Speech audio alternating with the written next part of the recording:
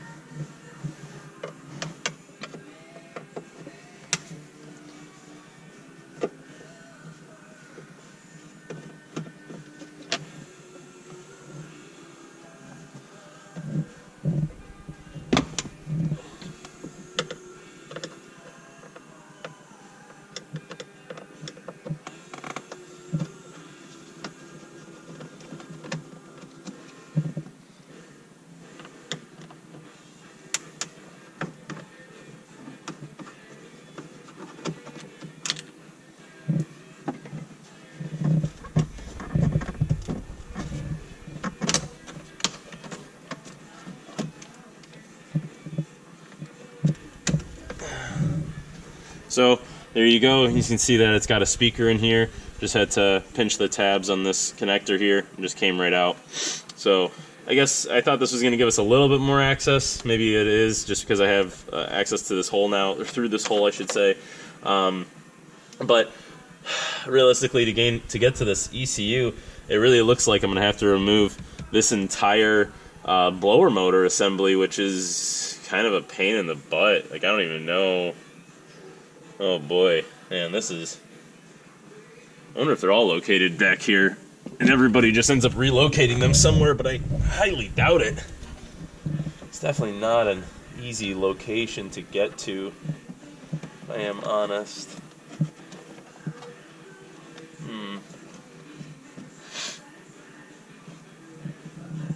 Oh, what's that up there?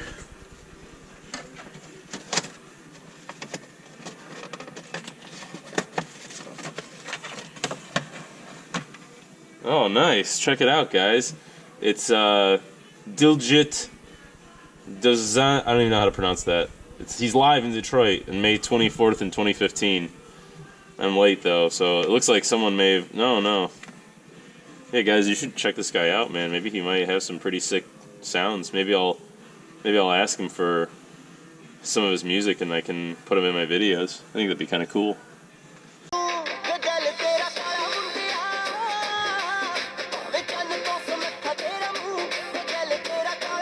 this is what my index finger is on right now, is the ECU for the vehicle. And then we've got these 3 connectors that I went ahead and disconnected. Again, always disconnect your battery before disconnecting your ECU and removing it. So I went ahead and I removed those 2 10mm bolts that I was trying to show you guys. And I was right in my assumption. The ECU is just jiggling. It seems like there's 2 rubber indexing like grommets at the top, or 2 dowels, you could say. And then you slide the ECU up, and as soon as those 2 dowels engage, then you can go ahead and put your screws in. So we're just going to be able to slide this ECU down, and then we can crack her open and see how she looks. Just got to pull this back. Just got to play with her. Pull back, pull back. There we go. Hey, look at that. There's just a 10 mil there, 10 mil there, Phillips head. Just kind of move the plastic out of the way. Get to it. Now we've got a really nice, clear shot to some stuff. And I see we have some abrasion as well, which I was suspecting. There's a connector for, I think, what the powertrain relay. It is riding right against that metal bar with like no rubber to protect it. So there's some abrasion, wire abrasion right there. Wow, okay, this is still fighting me. Yeah! Right on. Very cool. 3 connectors. Good stuff. Those 2 locating dowels that I was talking to you guys about. Let's get this onto the bench and remove these 4 Phillips head screws.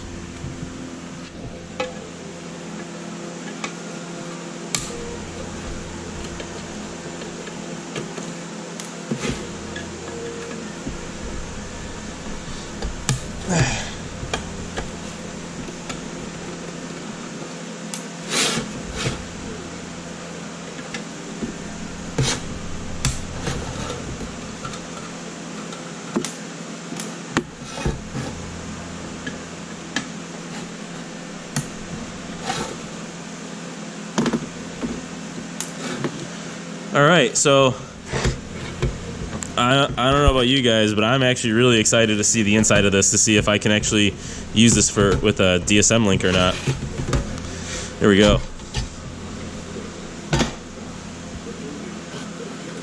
Yeah, this is definitely, I just had to re-verify online. This is definitely an EEPROM DCU. I guess you can also tell by the letter E on the label on the ECM cover.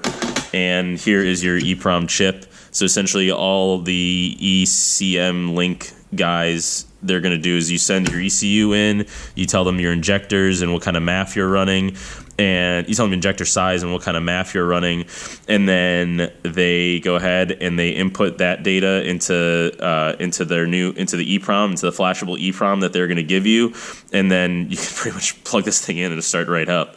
I'm stoked, because this now means that I don't have to spend time wiring a mega squirt in and then losing all of the stock functionalities of the ECM for $500, because I don't have to source another ECU. Literally send them this with shipping, $500 to do everything.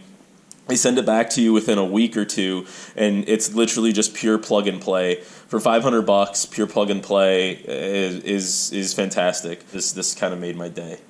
This is great.